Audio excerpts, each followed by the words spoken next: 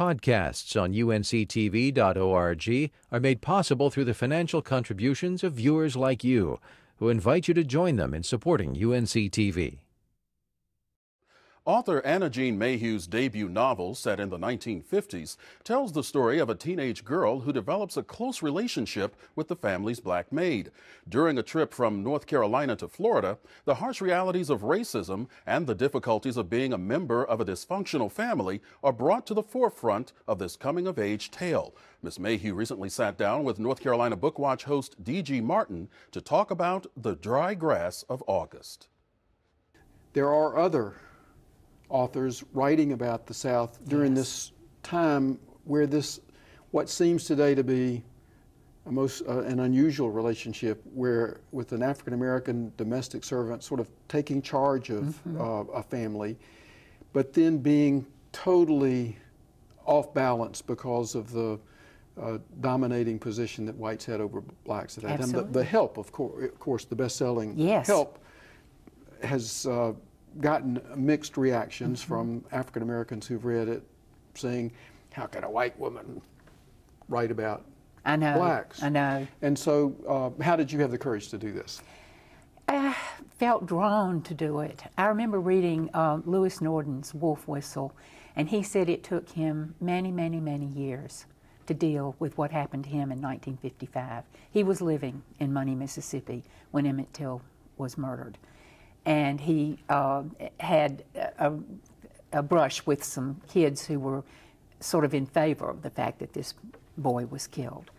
And it took him 30 or 40 years to really write about his feelings about that they were wrong. They were so wrong. So I felt the same way. I had to get away from Charlotte. I moved here in '85. I couldn't write about it. And once I got that distance, I realized so much of what I lived through was really wrong.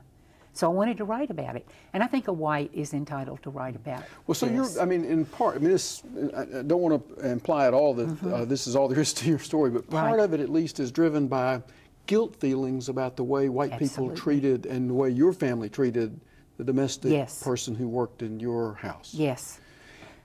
You've interviewed Memrose Gwen, Queen of Palmyra. I adore that book. Yeah, great book. It wonderful is a book. wonderful book. And with some of the same of the same things. And it was Mississippi early 60s, whereas mine is North Carolina mid 50s. But the facts don't change. You know, Mary had to ride in the back of the car.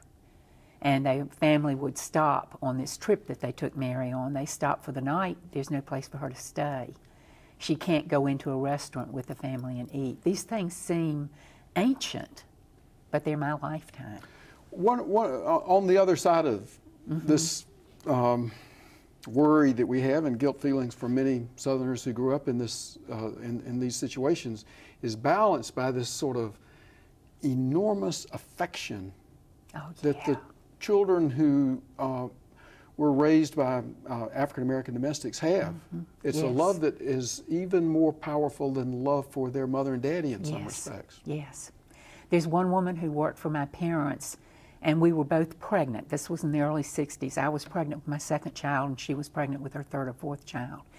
And we're still in touch today, Elizabeth Curitan in Charlotte. She is just a remarkable woman.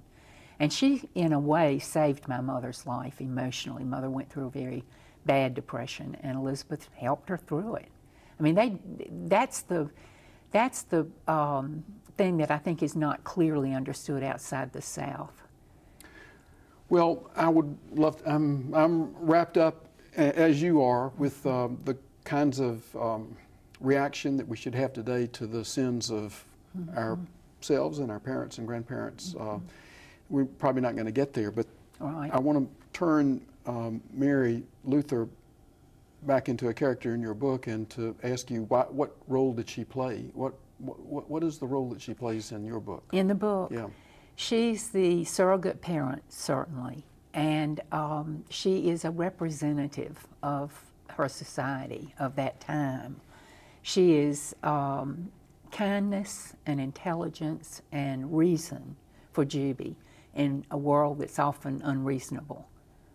Well, Juby herself is amazingly less race conscious than the adults in this, in the sense that she loves going. She loves the experience of going to and watching the Daddy Grace parades and all of this in Charlotte. This was so I said, well, did Anna Jean go down and watch the? I did.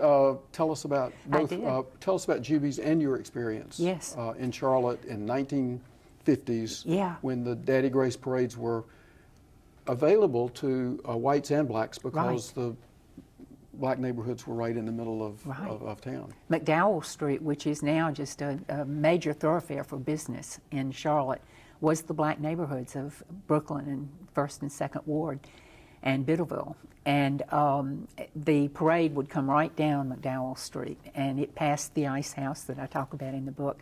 And I don't want to leave out the fact that there's a lot of humor in this book. There are a lot of funny scenes. The way we've been talking, it sounds like a really heavy novel, but it's light in a lot of ways because it's life seen through a 13-year-old girl's eyes. Her older sister has a big influence on her, and her older sister is actually the one who wants to go to the Daddy Grace parade. So, and my older sister and I actually did do that. And we were one of few whites there. It was a sea of black faces as far as you could see. And I love that experience. I'm so glad I had it. You can see all of DG's conversation with author Anna Jean Mayhew tomorrow at 9:30 p.m. and again on Sunday afternoon at 5. Podcasts on UNC-TV.org are made possible through the financial contributions of viewers like you, who invite you to join them in supporting UNC-TV.